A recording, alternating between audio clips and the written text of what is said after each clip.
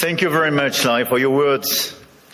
Your Majesties, distinguished heads of state and governments, President Lagarde, ministers, ambassadors, business leaders, ladies and gentlemen.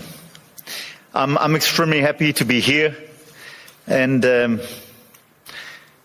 it's great to be here, as the Financial Times would say. And it's a time of peace, stability, and predictability. So let's try to address the key challenge of this world in a few minutes' time. But it's clear that we are reaching a time of instability, of imbalances, both from the security and defense point of view and the economic point of view. Look at the situation where we are. I mean, a shift towards autocracy against democracy, more violence, more than 60 wars in 2024, an absolute record, even if I understood a few of them were fixed. And conflict has become normalized, hybrid, expanding into new domains, space, digital, information, cyber, trade, and so on. It's as well a shift towards a world without rules,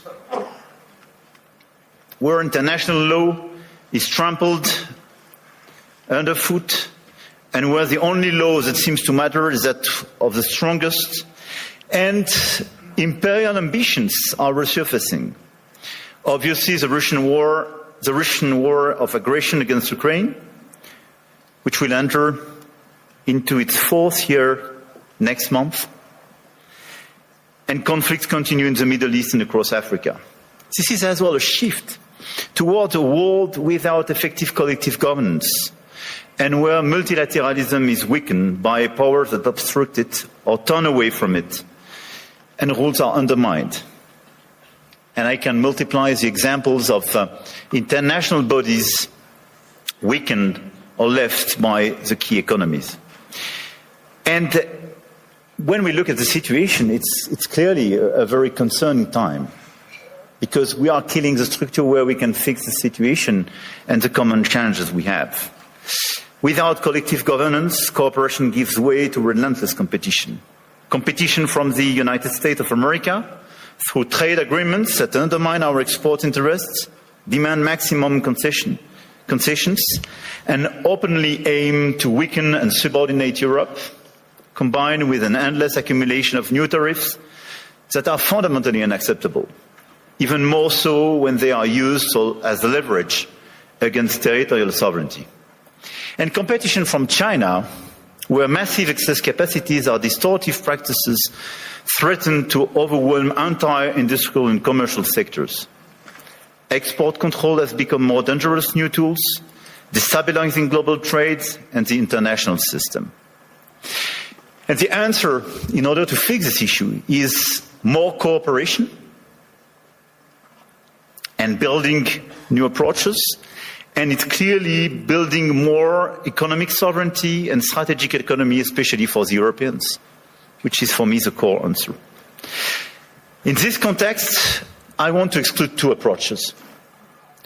The first approach would be to passively accept the law of the strongest, leading to vassalization and bloc politics. I think accepting a sort of new colonial approach doesn't make sense. And all the head of state and government and business leaders, which would be too complacent with such an approach, will take a huge responsibility. The second will be to adopt a purely moral posture, limiting ourselves to commentary. That path would condemn us to marginalization and powerlessness. Faced with the brutalization of the world, France and Europe must defend an effective multilateralism, because it serves our interests and those of all who refuse to submit to the rule of force. And for me, the two answers are, on one side, more sovereignty and more autonomy for the Europeans. On the other side, an efficient multilateralism to deliver results through cooperation. Obviously, France and Europe are attached to national sovereignty and independence, to the United Nations and to its Charter. And it's not an old-fashioned way to live multilateralism. It's just not to totally forget what we learned from the Second World War and remain committed to cooperation. And this is also because of those principles that we have decided to join the mutual exercise in Greenland without threatening anyone, but just supporting an ally and another European country, Denmark. Facing this order and this new situation, this year France holds the G7 presidency with a clear ambition to restore the G7 as a forum for frank dialogue among major economies and for collective and cooperative solutions. Trade wars, protectionist escalation, races towards overproduction will only produce losers. This is why addressing global economic imbalances is our key priority. And if we look at the situation, the current imbalances are due to some key phenomena, and we all have to deliver our own agenda. This includes American overconsumption, Chinese underconsumption and overinvestment, and European underinvestment and lack of competitiveness. And these imbalances are also reflected in development gaps, by the way, and we can no longer settle for aid that neither delivers sufficient results nor enables countries to escape poverty. So our objective through the G7 is to demonstrate that the world's major powers are still capable of reaching a shared diagnosis of the global economy and committing to concrete actions. Cooperating is not about blaming others. It is about assuming one's share of responsibility and contributing to solutions. Here, this point is for, I would say, the global agenda and how I see our G7 agenda. On the other side, we have the European answer. And for me, Europe clearly has to fix its key issues: the lack of growth, the lack of GDP per capita growth, and the three pillars of our strategy in order to deliver more sovereignty, more efficiency, and more growth would be based on protection, simplification, and investment. Because the diagnosis is well known, European competitiveness still lags behind that of the US, and in the current global order, facing precisely the Chinese approach, we have to react. So first, protection. Protection doesn't mean protectionism. But today's Europeans are too naive. This is the unique market open to everybody without checking level playing field. Nobody can access the Chinese market as people are accessing the European market for sure. But even if you take the US and a lot of other countries, the level of protection does exist for investment and trade. And the Europeans are the only one not to protect their own companies and their own markets when the other countries doesn't respect level playing field. This is why we have to be much more realistic if we want to protect our chemical industry, our industry, from the automotive sectors to a lot of others, because they are being literally killed by the lack of respect of a normal framework and level playing field. Europe has very strong tools now, and we have to use them when we are not respected and when the rules of the game are not respected, by the way. The anti-coercion mechanism is a powerful instrument, and we should not hesitate to deploy it in today's tough environment.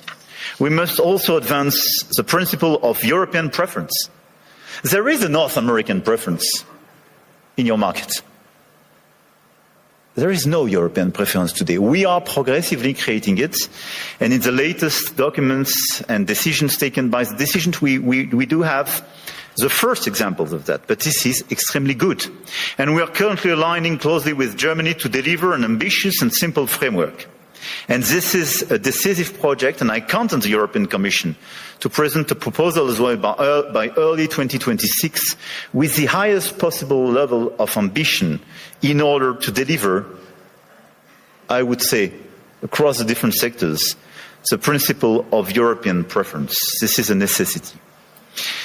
We must act on imports as well regarding this protection issue. And in the context of escalating trade tensions and Asian overcapacities, Europe must strengthen its trade defense instruments, including mirror measures to enforce regulatory standards, and we must improve the quality and added value of foreign direct investments, targeting projects with strong export potential. And this is core for the rebalancing with China.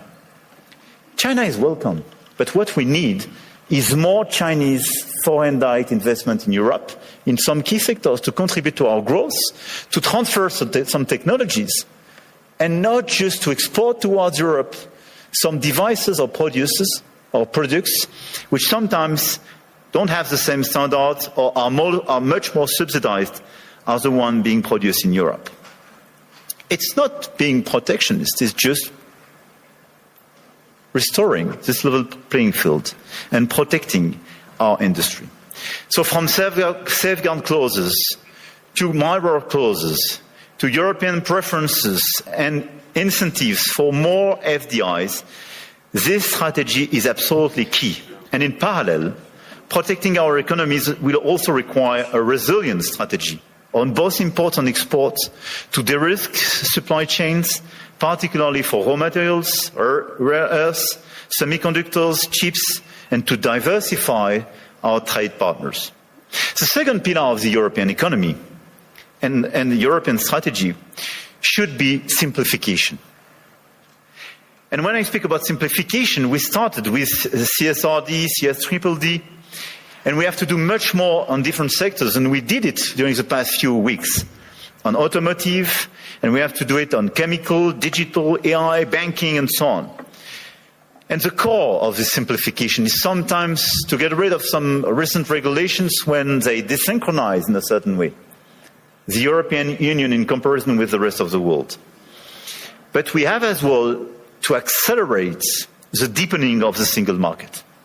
On all these sectors, the 450 million inhabitants and consumers market should be the domestic market of all the EU companies. It's not yet the case as long as you have complexities.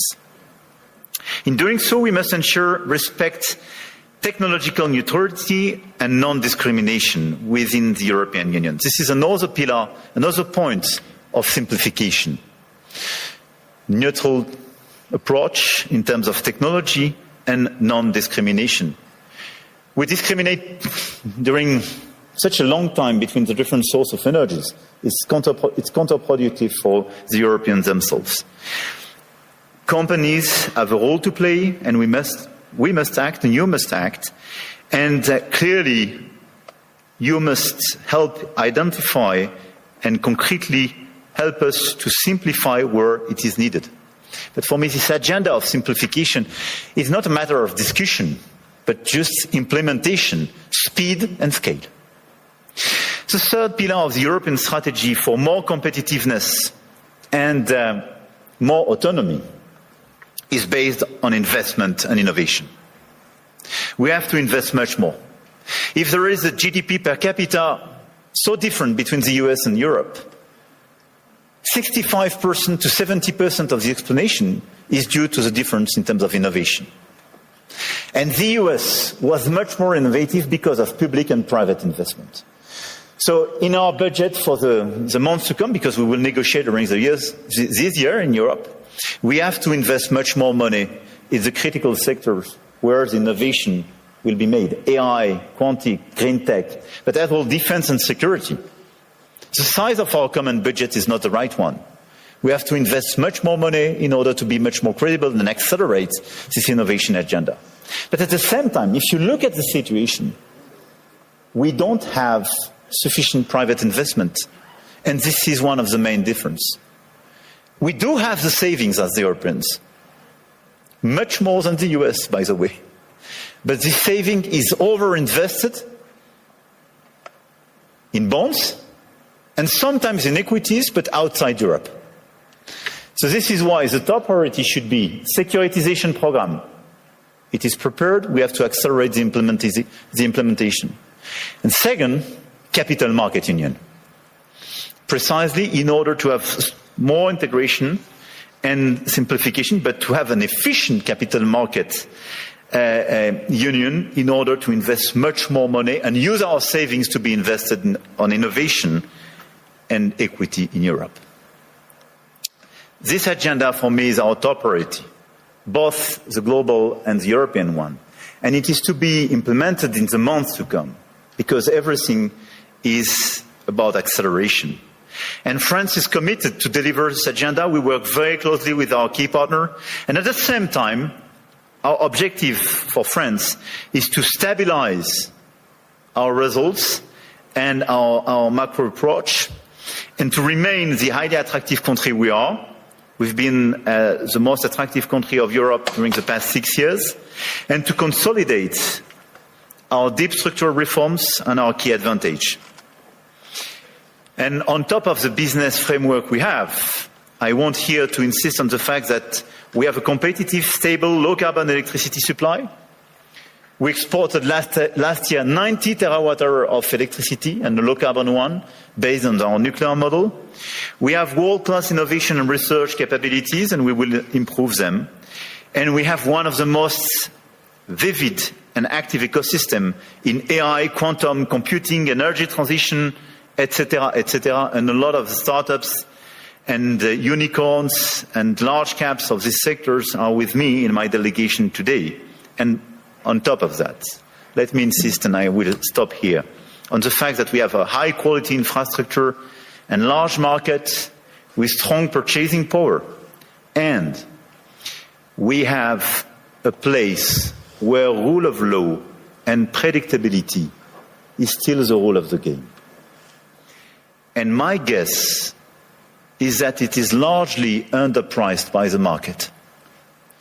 And beyond what you can do in terms of investment, what you can do in terms of strong ambitions, having a place like Europe, which sometimes is too slow, for sure, and needs to be reformed, for sure, but which is predictable, loyal, and where you know that the rule of the game is just the rule of law, it's a good place.